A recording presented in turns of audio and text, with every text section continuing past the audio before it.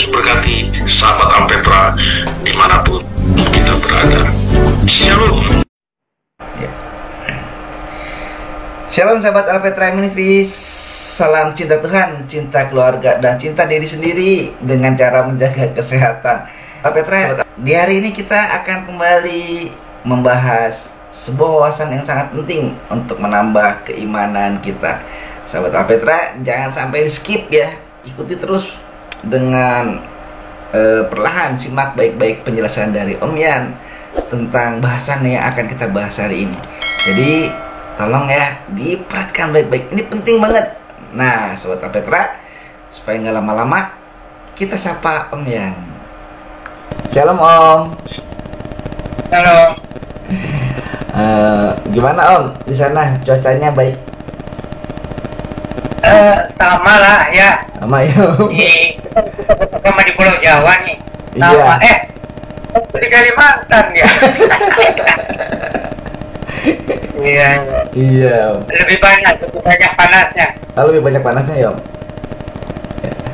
Iya. Iya. Oke Om, ini kita mau bahas tentang bahwa Tuhan Yesus Kristus itu hidup selamanya gitu. Kalau Sobat Alpetra yang mau tentang meyakini bahwa Tuhan Yesus itu Allah, udah dibahas sama Om Yan. Silahkan dilihat di video yang sebelumnya ya. Tapi kita hari ini mau membahas Om yang pertama. Tolong Om dijelasin dasar Alkitab dan juga bukti bahwa Tuhan Yesus itu Alfa dan Omega. Ada sebelum ada, dan terus ada, dan akan ada. Gimana ya Om? Nah itu Om bingung Om. Gimana Om? Iya. Jadi itu dijelaskan di dalam Injil Yohanes ya. Dan juga surat Yohanes, juga di kitab Wahyu ada yang sebutan bahwa akulah Alfa dan Omega, itu perkataan Tuhan Yesus sendiri. Jadi Injil Yohanes itu menjelaskannya begini. Jadi pada mulanya katanya adalah firman atau kalam yang kekal. Kalam itu atau firman itu bersama-sama dengan Allah dari kekekalan. Dan firman itu sebenarnya Allah, satu hakikat dengan Allah. Lalu pada waktu yang ditentukan menjelma menjadi manusia Yesus. Nah, itu yang kebanyakan orang tidak begitu memahami, karena kebanyakan orang memahaminya ya Yesus ya seorang nabi ya. Jadi meskipun kalau di dalam Perjanjian Lama itu dijanjikan Mesias bakal datang, dan Mesias itu juga ada sifat-sifat keilahian di dalam Perjanjian Lama itu, kitab Nabi Yesaya terutama ya. Nah, kemudian menjelma menjadi manusia Yesus. Nah, di situ masalah besarnya itu karena Yesus itu sulit untuk dibedakan dari manusia lainnya. Sampai usia 30 tahun menyatakan diri dalam pelayanan, kemudian dibaptiskan oleh Yohanes Pembaptis itu, kemudian Roh Kudus, Roh Allah turun ke atas Tuhan Yesus itu ya. Lalu ada suara dari langit menyatakan, inilah anakku yang kekasih, kepadanya aku berkenan. Lalu itu sebenarnya di Injil Yohanes sudah dijelaskan bahwa Yesus itu adalah firman Allah yang kekal, yang kemudian pada waktu yang ditentukan menjelma menjadi manusia. Nah ini yang banyak orang tidak paham itu, karena banyak orang menganggap Yesus itu hanya nabi, Nabi Isa gitu. Dan memang untuk kalau kita melihat ya waktu zaman Yesus itu, apalagi selama 30 tahun itu, ya manusia biasa gitu. Hanya bedanya tidak ada dosa. Nah itu yang menjadi ciri utama. Jadi Yesus meskipun dia belum tampil mengajar, dia tidak ada dosa sama sekali. Gitu. Makanya kemudian tuh papa mamanya pun kemudian rela menyembah Yesus. Padahal orang Yahudi itu pantang menyembah manusia. Itu tahu, orang Yahudi itu pantang menyembah manusia. Tetapi Yusuf dan Maria kan sudah tahu bahwa kelahirannya itu adalah kelahiran yang ajaib, penjelmaan. Itu kan diberitahukan oleh malaikat itu bahwa ini penjelmaan. Lalu juga selama hidupnya itu 30 tahun meskipun sebagai tukang kayu, ya menolong Yusuf sebagai ayah angkatnya itu ya. Tetapi Yusuf dan Maria itu selama 30 tahun menjadi pengamat yang paling dekat bahwa Yesus meskipun manusia tidak ada dosa sama sekali dalam sikap, dalam perkataan, apalagi dalam perbuatan. Itu sebabnya maka Yusuf dan Maria kemudian rela menyembah Yesus. Gitu. Iya. Padahal kan secara manusia Yesus itu menjadi anak mereka, anaknya Yusuf dan Maria. Tapi Yusuf dan Maria itu saksi utama bahwa Yesus tidak pernah berbuat dosa, tidak pernah mengeluarkan kata-kata yang namanya dosa itu atau bersifat dosa atau buruk begitu ya. Nah itu, jadi saksi utama itu sebenarnya ya Yusuf dan Maria lah. Oh Yesus itu penjelmaan, kan memang bukan anaknya Yusuf. Oh iya. Gitu. Meskipun ditulisnya tuh kata orang ini anak Yusuf. Karena secara manusia kan papa mamanya ya Yusuf dan Maria gitu kan. Tapi Yusuf kan tahu itu bukan anaknya. Jadi Maria sudah mengandung, baru Yusuf menikah sama Maria dan katanya tidak ada hubungan itu ya setelah suami istri dengan Maria itu sampai Yesus dilahirkan gitu. Nah Om menyinggung itu tadi, Om kan cerita ada apa tuh dianggapnya sebagai nabi-nabi biasa aja ya Om ya. Nah kan juga ada beberapa cerita nih, misalnya ada cerita bahwa ada seseorang yang namanya Isu gitu, ISHU lah gitu tulisannya kira-kira. Itu ada didengar gitu sama orang di sebuah wilayah lah gitu ya. Dan dianggapnya itu hanya sebagai seorang nabi aja gitu. Padahal yang sedang diceritakan itu Tuhan Yesus. Nah ini mungkin juga karena kendala bahasa lagi ya, lagi-lagi ya Om, karena bahasa nih. Bahwa sehingga di wilayah itu yang agama tertentu ya, kepercayaan tertentu dianggapnya sebagai nabi aja gitu. Bahkan katanya Tuhan Yesus itu pernah, kenapa nggak dicatat? Karena pernah ke daerah itu juga Om, dan dia mempelajari kepercayaan orang-orang di situ, makanya dikenal Isu itu. Tapi Om udah sering cerita, Om aja dulu waktu di tempat pelayanan kalau Om lewat dibilang oh Yesus gitu ya Om. Oke Om, nah pertanyaannya lagi Om, apakah benar Om bahwa Yesus itu sebetulnya memiliki pengetahuan atau ajaran-ajaran dari beberapa kepercayaan gitu? Jadi begini, Yesus itu kan sebagai manusia biasa pun kecerdasannya luar biasa. Jadi dia bergaul selama 30 tahun itu dengan macam-macam orang, apalagi di Nazaret. Di Nazaret itu banyak ajaran-ajaran dari luar juga. Gitu. Jadi Yesus itu sebagai manusia yang cerdas sekali, dia menyerap banyak. Cuman dia tidak lupa siapa dirinya itu. Dia adalah penjelmaan dari firman Allah yang kekal gitu. Tapi dia menyerap banyak di Galilea, di Nazaret itu. Itu pergaulan bangsa-bangsa. Makanya dibilang Galilea wilayah orang kafir. Gitu. Jadi iya. Jadi Tuhan Allah itu mengatur segala sesuatunya itu sempurna gitu. Jadi meskipun Yesus penjelmaan dari firman Allah, tapi Tuhan Allah sudah mengatur sedemikian rupa sebagai manusia bisa bergaul dengan macam-macam kepercayaan di daerah Nazaret Galilea itu. Iya. Nah itu ya Om, kadang tuh jadi orang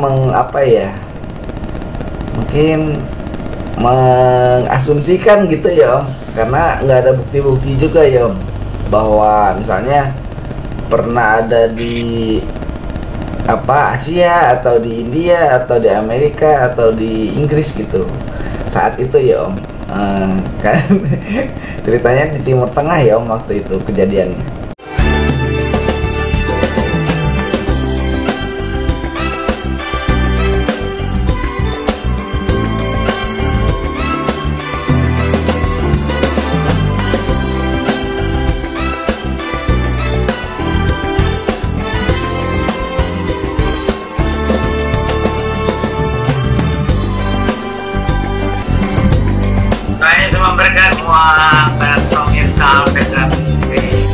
Yesus berkati sahabat Ampetra dimanapun kita berada.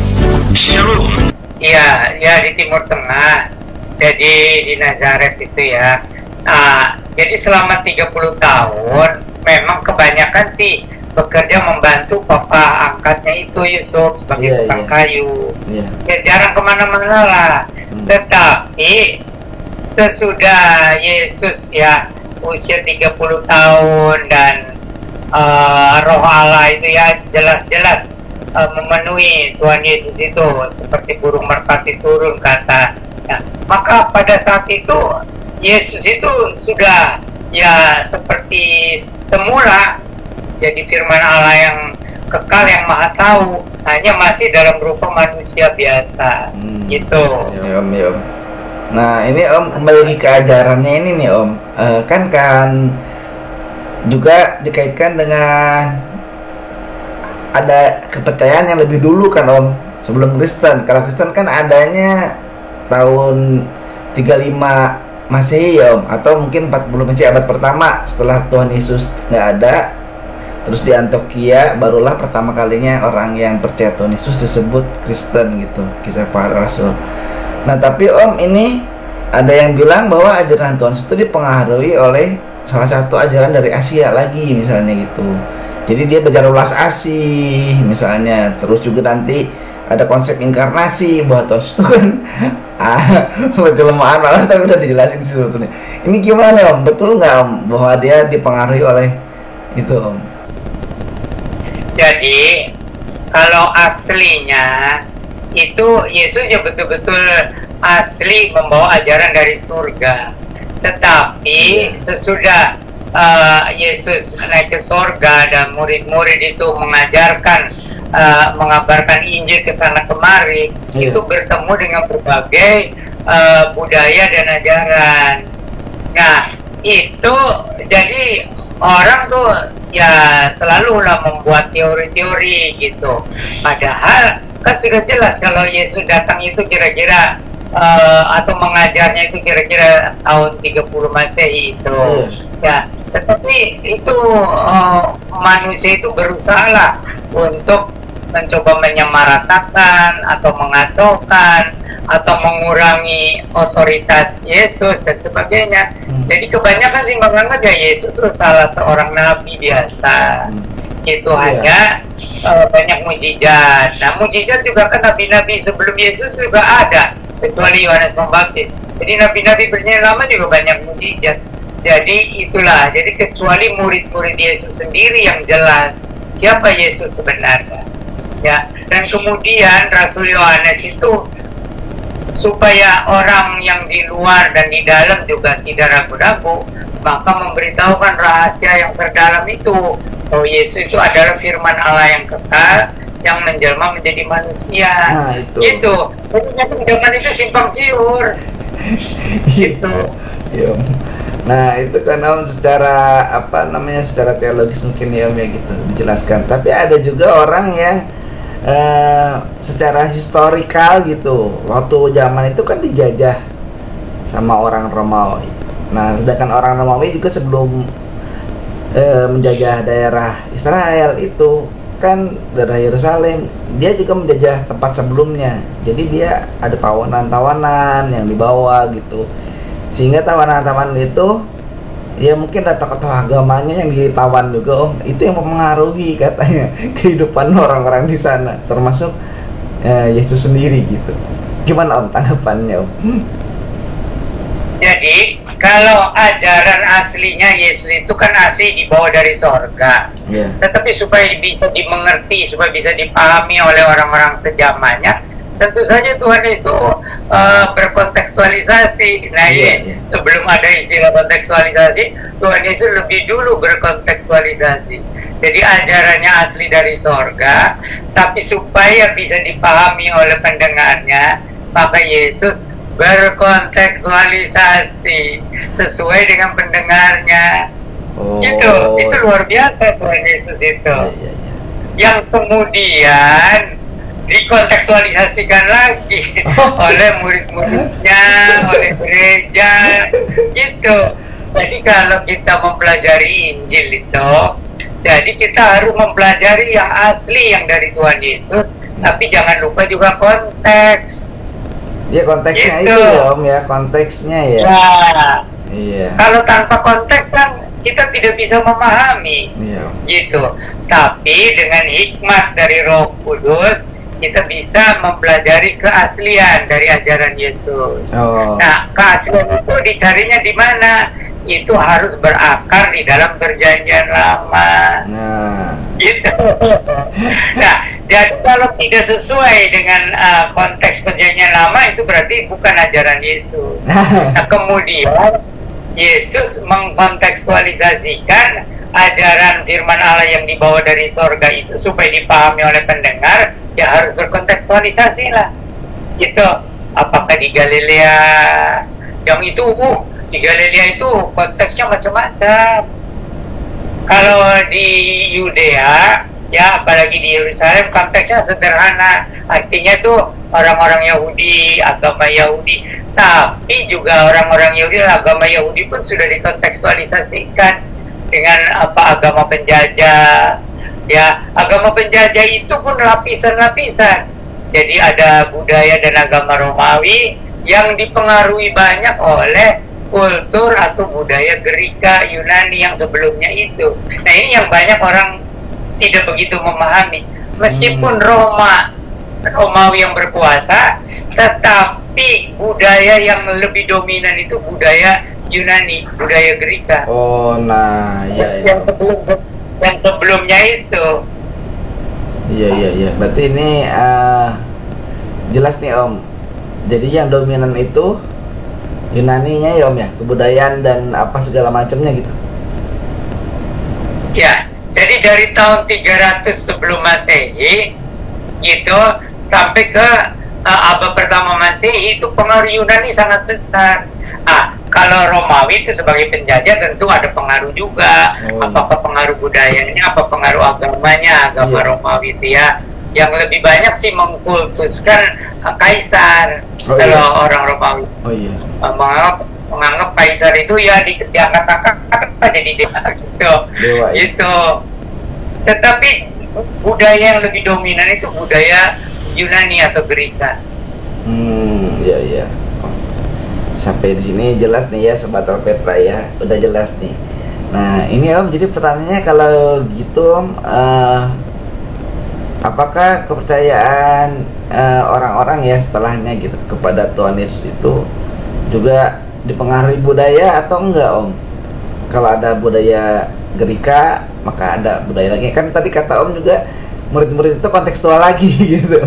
Bagaimana? Ya, jadi itu ajaran Yesus itu supaya dipahami oleh orang-orang sejamannya tuh dikontekstualisasikan gitu, sesuai dengan apa yang sudah mendominasi pikiran orang-orang zaman Yesus itu. Nah, jadi memang kita sebagai orang Kristen berusaha sih untuk mengetahui ajaran inti dari Tuhan Yesus itu gitu. Nah ini memang tidak mudah, tapi apa yang diucapkan oleh Yesus itu ya itulah yang kita pelajari, meskipun itu bukan di ruang hampa gitu. Itu sudah disesuaikan dengan pendengar-pendengar, tapi intisarinya itu dari sorga, dari Tuhan Yesus sendiri. Kalau intisari gitu.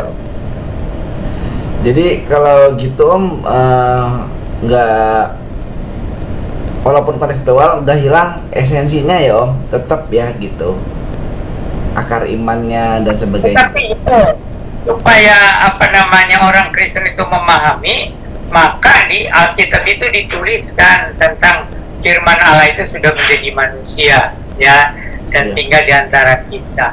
Jadi itu sudah menjadi daging, itu menjadi manusia. Itu artinya lengkap dengan latar belakang budaya yang berlaku waktu itu.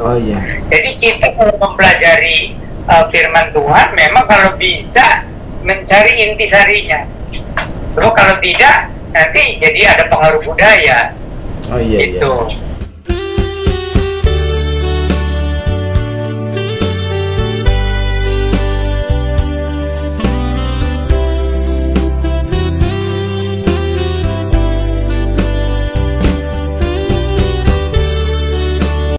Iya iya Om ya, iya. Jadi ada pengaruh budaya juga ya Om ya, betul ya. Mungkin nanti itu dibahas dalam topik lain kali Om. Jadi budaya dan kekristenan nih antara dua sisi nih gitu.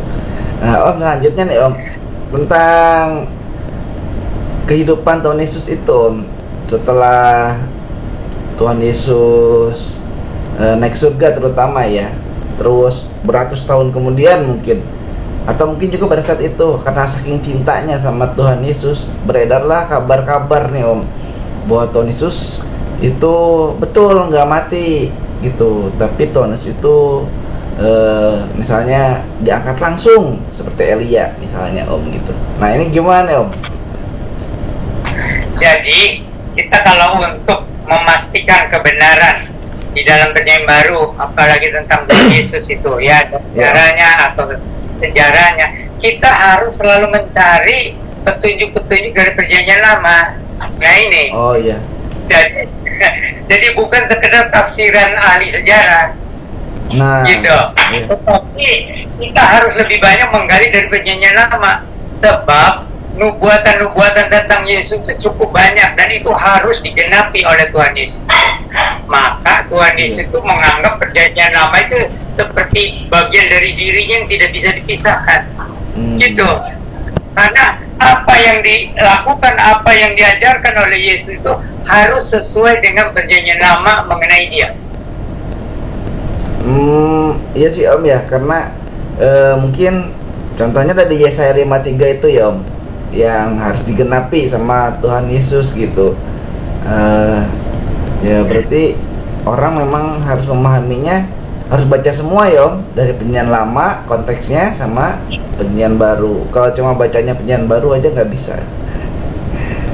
Betul. Nah itu memang kalau kita Nabi Yesaya pasal 53 itu jelas tentang kematiannya untuk menebus dosa, ya, dan ada satu ayat yang paling akhir itu dibilang dia yang harus bangkit kan. Tetapi itu banyak sekali di perjanjian lama itu nubuatan-nubuatan tentang Mesias, Mesias yang dijanjikan gitu ya.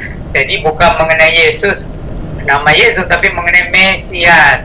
Nah secara manusia memang namanya Yesus, tetapi secara gelar namanya Mesias. Nah itu nubuatan Mesias itu yang banyak di perjanjian lama. Bahkan dari kitab Kejadian gitu, misalnya Kejadian 3:15 gitu ya, dan banyaklah ayat-ayat yang lainnya gitu. Nah Om, karena Om bilang kitab Kejadian nih Om, waktu di masa Kejadian itu Tuhan Yesusnya udah ada atau belum Om? Ya, jadi Yesus itu sebagai firman Allah, pribadi Allah yang kedua. Ya, Yesus itu firman Allah pribadi yang kedua dari kekekalan. Jadi waktu di kitab Kejadian misalnya atau perjanjian lama, sebenarnya kalau bertemu dengan nabi-nabi itu adalah Yesus sebelum jadi manusia. Karena kalau Allah Bapa tidak mungkin pergi-pergi. Kalau Allah Bapa itu di sorga. Jadi yang suka menemui nabi-nabi itulah Yesus sebelum jadi manusia. Tapi bukan berarti Tuhannya dua kan Om? Bukan berarti Tuhannya dua, apalagi Tuhannya tiga, satu Tuhannya.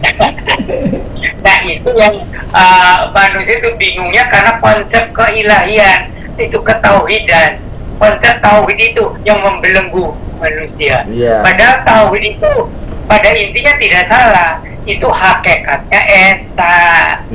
Cuman dari kekekalan itu Allah itu punya tiga pribadi meskipun satu hakikat. Bagaimana dibilang tiga pribadi? Yaitu Elohim itu kan ada im, itu sudah menunjuk seperti jamak. Tapi kalau berbicara selalu pakai orang tunggal. Kalau bicara seperti tunggal, tapi namanya itu Him, Elohim gitu.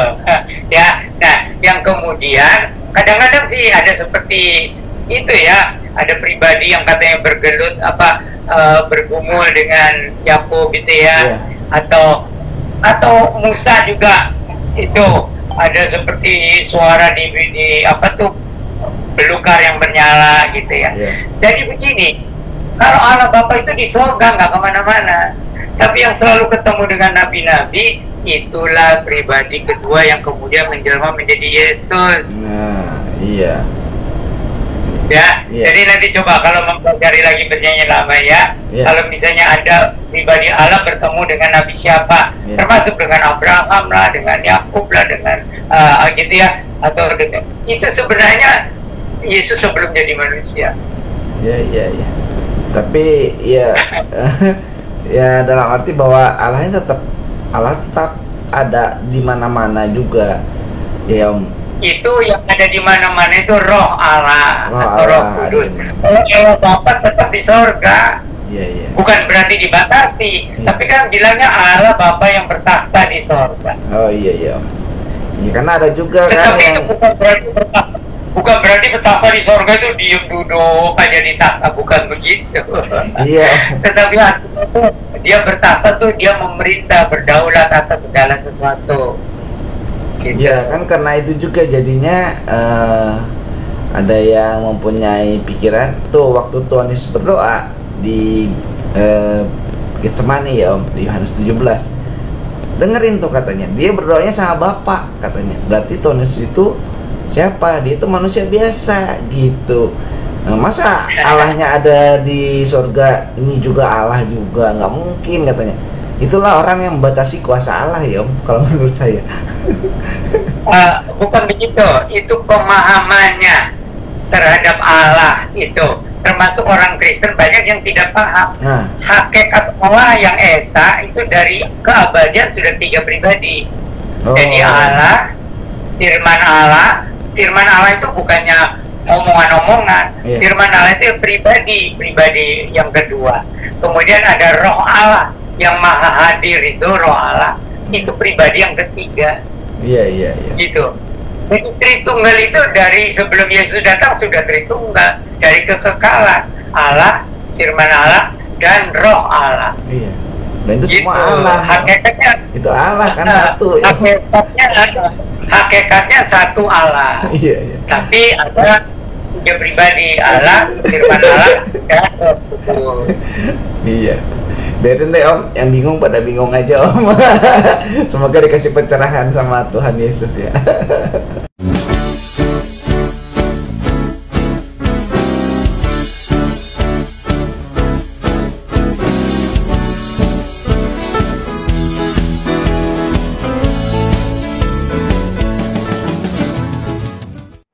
Oke Om, kita akan bahas lagi yang tadi Om tentang eksistensi Tuhan Yesus. Nah ini juga Om, mungkin banyak orang yang nggak tahu bahwa di Matius 28 ayat 11 sampai 15 itu kan sebetulnya itu merupakan satu sumber yang menurut saya cukup jelas ya Om, bahwa ada dusta dari orang-orang yang saat itu terlibat gitu menyalibkan Tuhan Yesus. Mereka ketakutan juga sama orang, mungkin juga ketakutan karena ternyata Tuhan Yesus betul-betul nyata.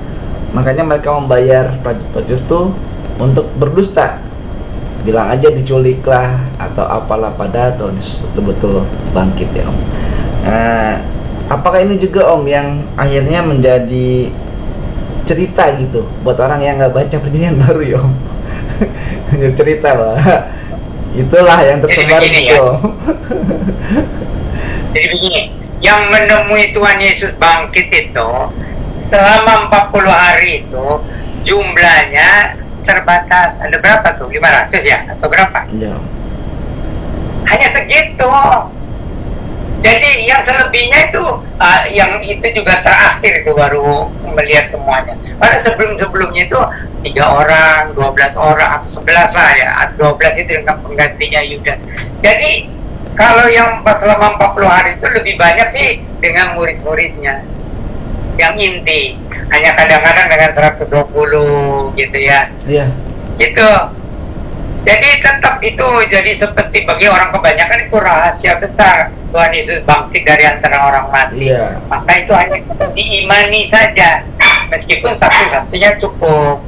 Kan ada kebenarannya 12 murid ya. Itu kan ada berapa katanya? Ada 120, Iya. ada 500 gitu. Iya Om. Nah ini ya itu mungkin karena disebarkannya sama Mahkamah Agama ya waktu itu ya. Di saat itu, konteks saat perjanjian baru itu. Maka dia tersebar seperti itu sampai ada tersebar udah berapa ratus tahun kemudian ya Om, ada tersebar bahwa Tuhan Yesus itu diserupakan, katanya digantikan oleh orang lain, dan orang itu diduga Yudas Iskariot, tapi diduga juga Simon orang Kirene yang memanggul salib Tuhan Yesus gitu. Tuhan Yesusnya menghilang. Nah itu. Itu sih sesudah abad ke-7 tahun 600 lebih itu ya, karena mereka pertama menyangka Yesus disalib, katanya nggak mungkin lah, katanya orang yang dikasih Allah itu disalibkan sampai penderitanya luar biasa gitu. Iya. Bisa ceritanya ya. Itu tahun 600 lebih. Tetapi saksi-saksi Yesus disalibkan, Yesus bangkit itu cukup banyak, lebih dari cukup, gitu kan? Ada yang ada yang sampai 120, ada yang sampai 500. Ya kalau murid-murid sudah pastilah itu. Jadi tentang Yesus itu disalibkan itu sebenarnya fakta sejarah. Itu sejarah sekuler pun mengakui Yesus itu disalib, gitu. Jadi nggak bisa disangka.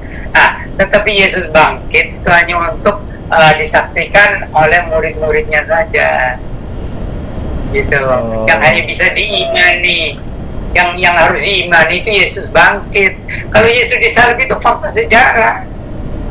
Tapi anehnya itu tahun 600 lebih disangkal Yesus katanya tidak disalib, gitu. Padahal itu fakta sejarah.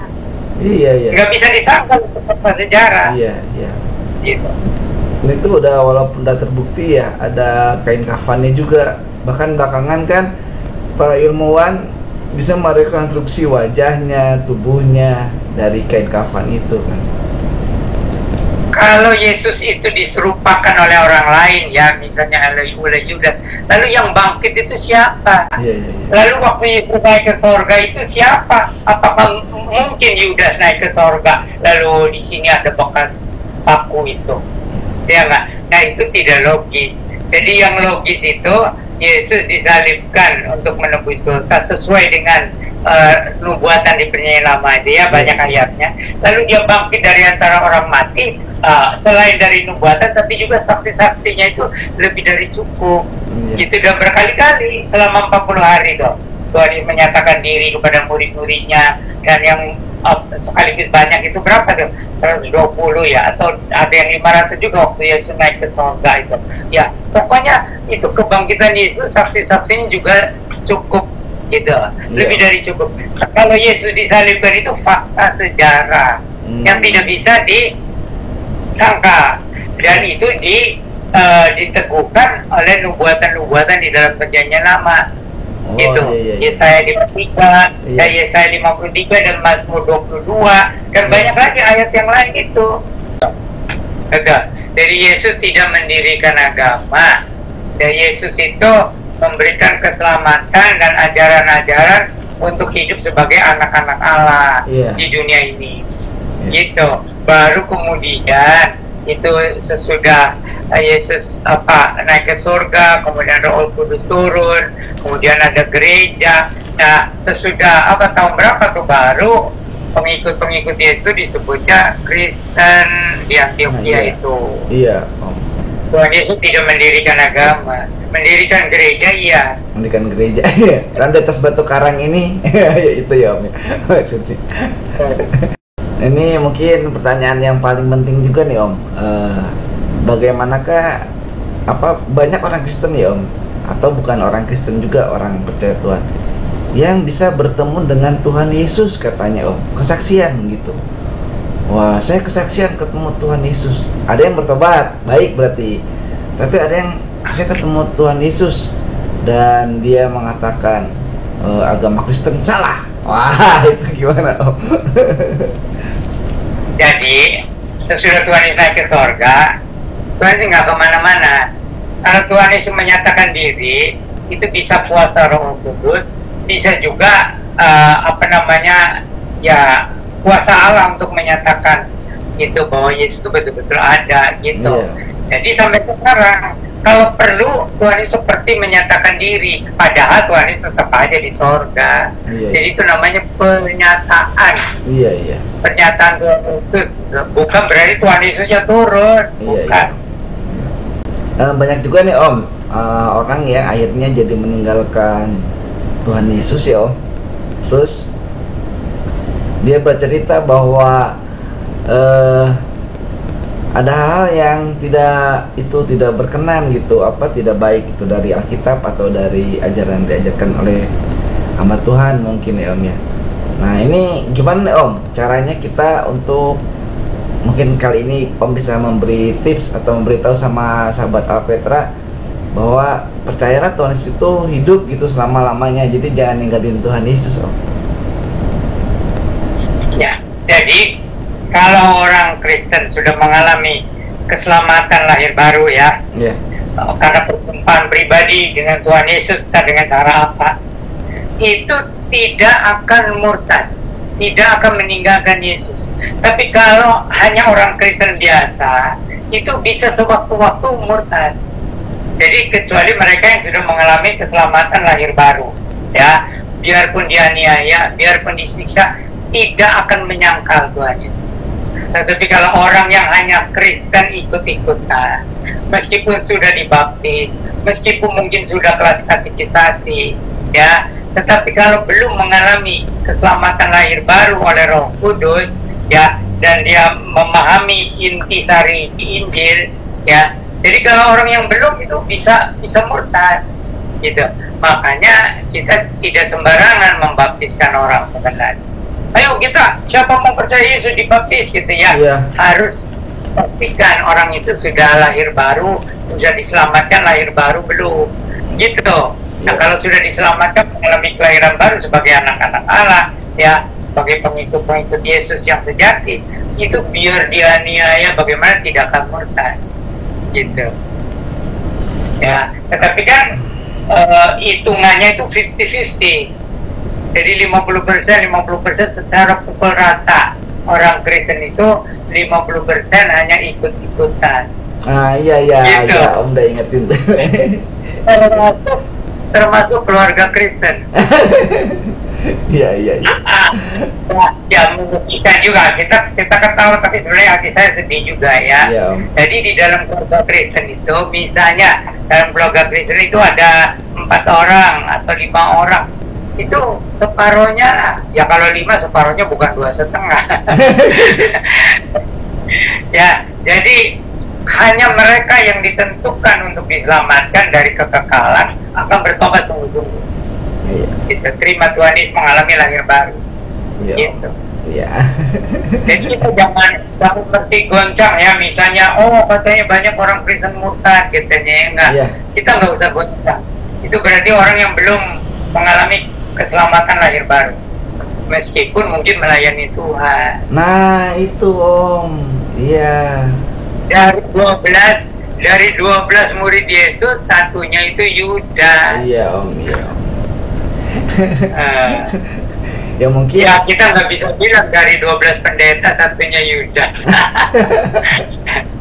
Cuman contohnya aja, dari 12 murid Yesus satunya itu Yudas. Iya Om, ya mungkin itu juga Om, yang beberapa waktu kan kita bikin tentang konten sakit hati itu Om. Kan banyak Om yang saya udah pelayanan di gereja, saya pendeta gitu, dosen teologi, malah pada meninggalkan Tuhan Yesus dan beralih ke keyakinan yang lain. Mungkin ya itu Om, belum lahir baru dia, terus nggak pernah mengulang kembali cinta mula-mula Tuhan Yesus sama dia gitu ya Om ya. Kan harusnya diingat cinta Tuhan Yesus mula-mula itu sama dia gimana. Saya yakin itu aja, satu titik aja, orang nggak akan sih ninggalin Tuhan Yesus gitu ya Om. Mungkin karena uang ya Om, atau ya karena jodoh gitu. Karena apa? Begini, kalau dia sudah mengalami keselamatan lahir baru, ya biarpun jatuh, mungkin ada beberapa kali jatuh, itu pasti akan bangkit lagi. Tetapi kalau orang yang sampai matinya tidak kembali lagi, itu memang belum mengalami keselamatan lahir baru, gitu. Jadi biarin aja, karena dari 12 pun satunya Yudas. ya kan? Iya. Itu coba bayangin aja menjadi orang Kristen coba 12 satunya Yudas, 12 satunya Yudas. Tapi itu gereja kalau secara pukul rata itu 50-50. Oh iya. Jadi 50% itu domba-domba yang diselamatkan, 50% itu kambing-kambing yang belum diselamatkan. Iya. Belum. Iya. Karena ikut-ikutan. Itu paling susah digembalakannya kambing-kambing itu. Iya, tanduk sana, tanduk sini ya. Iya, Om. Guys, saran gitu dan tips buat sobat Alpetra ya, buat semua orang Kristen, jangan sampai meninggalkan Tuhan Yesus. Oke, Om, mungkin bisa closing statement, Om. Ya, jadi kalau kita bisa mengalami keselamatan lahir baru sesudah percaya pada Tuhan Yesus Kristus, itu dijamin kita akan diselamatkan sampai akhir. Jadi sampai mati kita tidak akan murtad. Itu dijamin kalau sudah mengalami keselamatan lahir baru oleh Roh Kudus ya, karena iman kepada Tuhan Yesus Kristus. Nah, tapi kalau belum mengalami keselamatan lahir baru di dalam Tuhan Yesus Kristus, biarpun dia pendeta atau pendeta besar, dia aktif melayani, itu tidak ada jaminan kalau belum mengalami keselamatan lahir baru oleh iman kepada Tuhan Yesus Kristus. Jadi umat Kristen jangan mudah goncang lihat katanya itu pendeta murtad, lihat katanya itu majelis murtad. Kan dari 12 murid Yesus aja satunya Yudas gitu. Lalu ada lagi perumpamaan yang 50-50 itu, yang 50% itu domba-domba yang nurut, yang 50% itu kambing-kambing ikut-ikutan jadi Kristen gitu. Motivasinya itu macam-macam lah. Kita jadi jangan digoncangkan lah. Ada orang Kristen murtad katanya dia majelis gereja, dia pendeta. Iya. Itu kambing bukan domba. Waduh, ini oke ya Sobat Alpetra, ini jelas banget ya apa yang dibilang sama Om nih. Aduh, ayo mau jadi domba apa mau jadi kambing?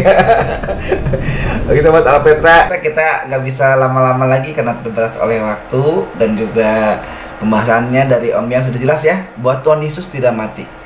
Tuhan Yesus selalu ada, tetap ada, akan ada selama-lamanya menyertai kita. Oke Om, terima kasih untuk penjelasannya. Sehat selalu. Salam cinta Tuhan, cinta keluarga, dan jaga kesehatan. Tuhan Yesus memberkati. Shalom. Terima kasih.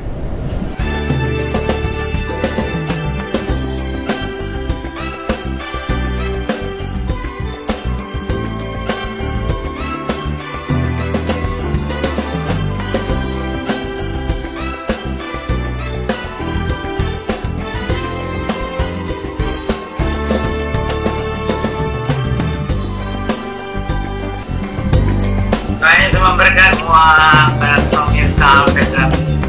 Tuhan Yesus berkati sahabat Alpetra dimanapun kita berada. Shalom.